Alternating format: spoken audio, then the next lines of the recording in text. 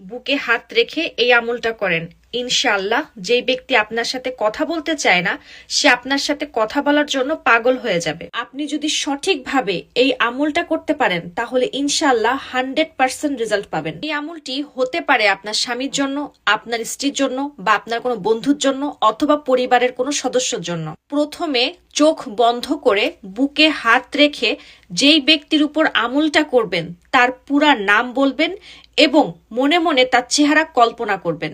এমন ভাবে কল্পনা করবেন মনে হবে সেই ব্যক্তি আপনার সামনে বসে আছে, এবং আপনাকে 41 বার ইয়া ওয়াহাব ইয়া ওয়াদুদ, ইয়া ওয়াহাব ইয়া ওয়াদুদ পাঠ করতে হবে, এবং এই আমলটি টানা 3 দিন আপনাকে করতে হবে। আমল করার শেষে চোখ খোলার আগে ওই ব্যক্তির চেহারার উপর ফু দিবেন। ইনশাআল্লাহ আপনি অবাক হয়ে যাবেন, ওই ব্যক্তি 1 মিনিট তো দূরের কথা 1 সেকেন্ডও আপনার সাথে কথা না বলে থাকতে পারবে না। দোয়া কবুল করার মালিক আল্লাহ, আল্লাহর উপরে বিশ্বাস রেখে আমলটি করবেন এবং আমার এই ভিডিওটি সদকায়ে জারিয়া হিসেবে শেয়ার করে দিবেন ইনশাআল্লাহ।